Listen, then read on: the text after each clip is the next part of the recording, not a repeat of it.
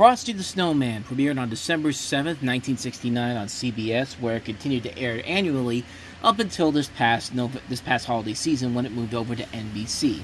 It was produced, of course, by Rankin Bass, the same people who gave us Rudolph the Red-Nosed Reindeer, and of course is based off the song of the same name, which also features Jimmy Durante as the film's narrator in what would be his final performance in the film, and Jackie Vernon as the title character.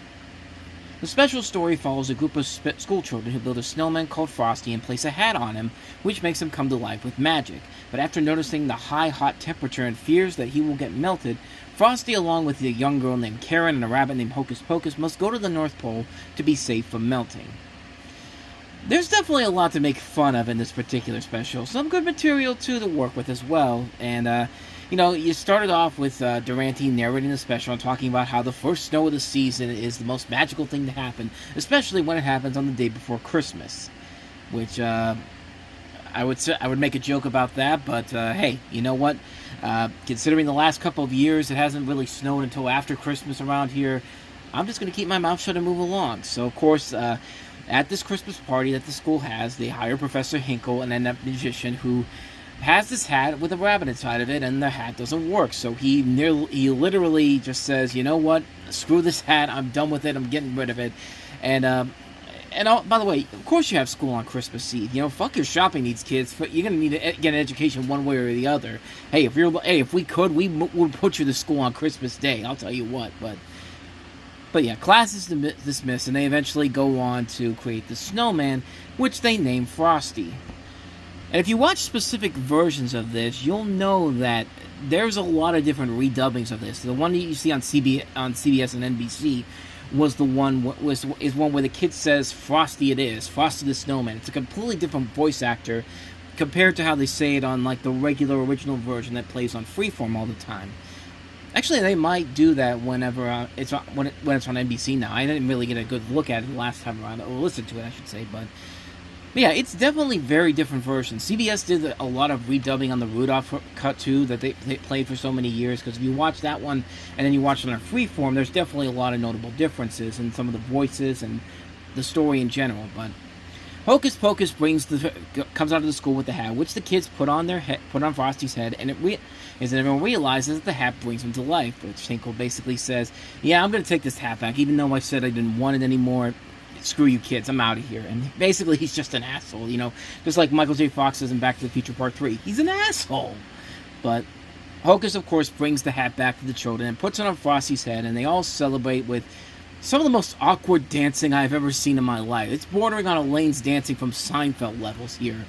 And, Frosty feels the temperature rising and worries he'll melt, and the children suggest putting him on the next train to the North Pole where he will never melt. And they all parade to the city on the way to the train station, shocking several townspeople, including the traffic cop. And I always love the fact that the song stops when they get to the traffic cop, and then the song just goes, Frosty the Snowman had to hurry on his way, like he had to leave because the traffic cop told him to stop. I mean, was the cop thinking that he was going to kidnap these kids for his own needs or something like that? Was the cop Chris Hansen? I mean, I always found that weird that the song stops right there and just the song just never ends, never gets mentioned ever again. That's the end of the song. Moving on to the next one.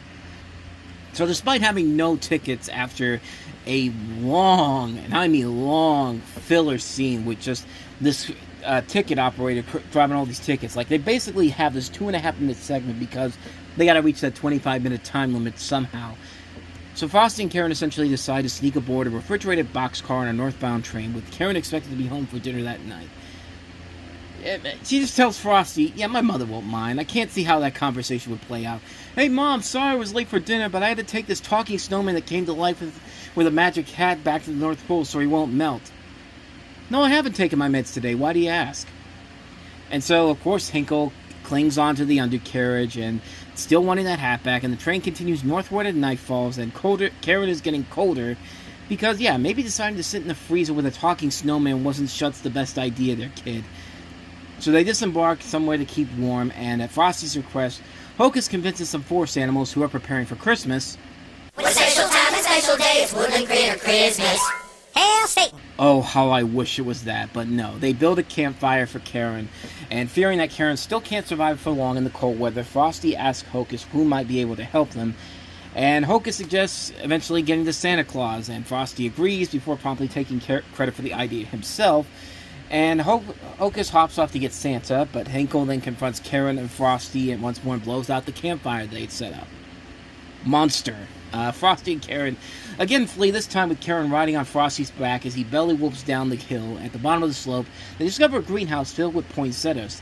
And despite the objections of Karen, Frosty steps into the warm greenhouse, suggesting that he'll lose a little weight if he sticks in there for a little bit. And then Hinkle arrives, locks the door, and then it's just like, yeah. Hocus leads Santa to a greenhouse, and I thought the greenhouse was locked, but how would Santa be able to get inside if it wasn't locked? Because that's exactly what happens next, because, Frosty eventually melts, and yeah, it's just like, there's this big scene where it's just like, oh, Frosty's dead, he's never coming back, and Frosty's Christmas snow, according to Santa, allows him to come back to life at any time, and opens the door with a gust of wind, and Frosty regains his form. So, basically, all Karen really needed to do was just open the door, and everything would have been just fine, but in fact, why didn't Frosty come back to life when Santa opened the door to the greenhouse? I mean, the flaws are pretty much out there, guys. You should have thought about this beforehand, but of course, Hinkle still wants his hat back, and Santa threatens never to give him any Christmas presents again for the rest of his life, and tells Hinkle to go home and write his apologies so he may get a new hat for Christmas morning.